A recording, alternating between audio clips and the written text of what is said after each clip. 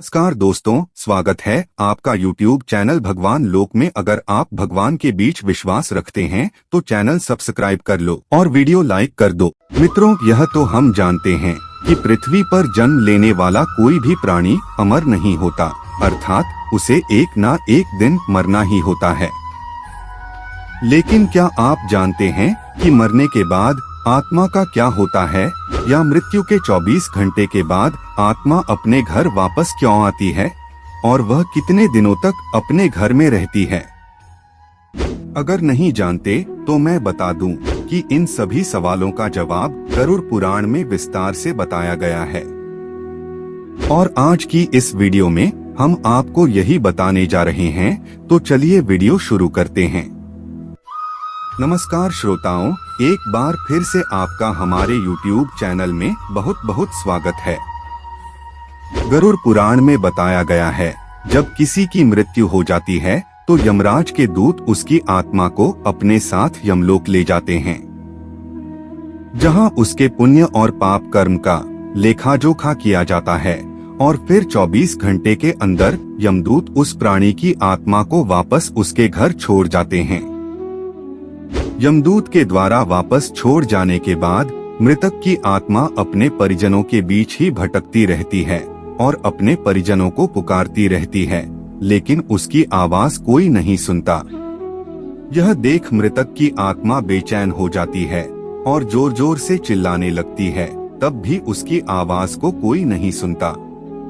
इसके बाद मृतक की आत्मा अपने शरीर में प्रवेश करने की कोशिश करती है, लेकिन यमदूत के पाश में बंधे होने के कारण वह मृत शरीर में प्रवेश नहीं कर पाती है।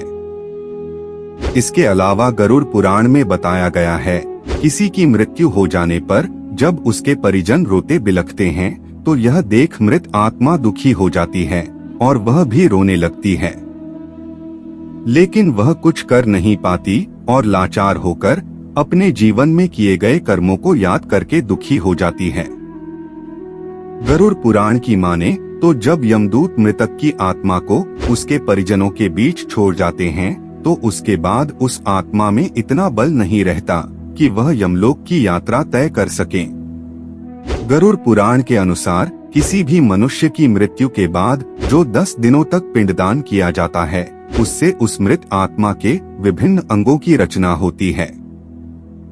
और फिर 11वें और 12वें दिन जो पिंडदान किया जाता है, उससे उस मृतक आत्मा की शरीर रूपी मांस और त्वचा का निर्माण होता है।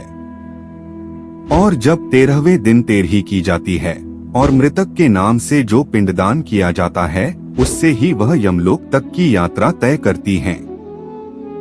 अर्थात मृत्यु के पश्चात 13 दिनों तक जो मृत आत्मा के नाम से पिंडदान किया जाता है, उसी से आत्मा को मृत्यु लोक से यमलोक तक जाने का बल मिलता है। मित्रों, इसलिए गरुड़ पुराण में बताया गया है कि जब किसी मनुष्य की मृत्यु हो जाती है तो उसकी आत्मा 13 दिनों तक अपने परिजनों के बीच भटकती रहती है और इसके बाद मृतक की आत्मा मृत्युलोक से यमलोक की सफर पर निकल पड़ती है, जिसे पूरा करने में उसे 1 साल यानी 12 महीने का वक्त लगता है। मान्यता के अनुसार 13 दिनों तक किया गया पिंडदान इस 1 वर्ष मृतक की आत्मा के लिए भोजन समान होता है। मित्रों, अब आपके मन में सवाल उठ रहा होगा कि अगर किसी मृत आत्मा के निमित्त पिंडदान नहीं किया गया तो क्या होगा? तो मैं आपको बता दूं, इसका भी वर्णन गरुड़ पुराण में विस्तार से किया गया है, जिसके अनुसार जिस मृतक आत्मा के नाम से पिंडदान नहीं किया जाता है, उसे 13वीं के दिन यमदूत जबरदस्ती घसीटते हुए यमलोक ले जाते हैं, जिससे मृत आत्मा को यात्रा के दौरान काफी कष्ट उठाना पड़ता है।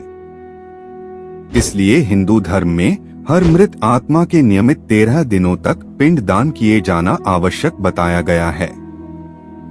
इन सब के अलावा गरुड़ पुराण में यह भी बताया गया है कि 13वीं के दिन मृतक के निमित्त परिजनों के द्वारा किया जाने वाला भोज कर्ज लेकर किया जाए तो मृत आत्मा को शांति नहीं मिलती।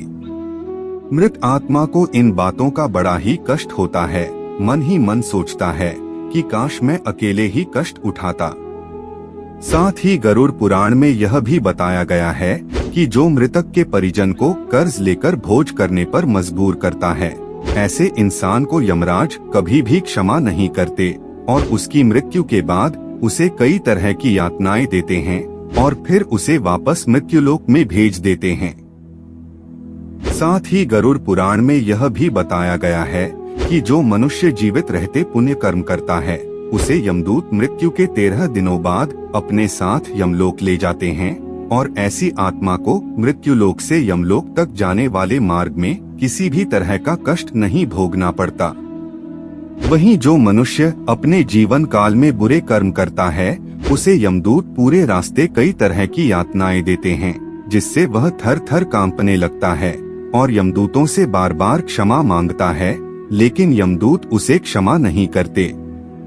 इसके बाद जब पुण्य आत्मा यमलोक पहुंचती है तो यमराज उसे स्वर्ग लोक भेज देते हैं, जबकि पापी आत्मा को उसके द्वारा किए गए बुरे कर्मों की सजा भुगतने के लिए नर्क लोक भेज देते हैं और सजा पूर्ण होने के बाद निम्न योनि में मृत्यु लोक भेज देते हैं।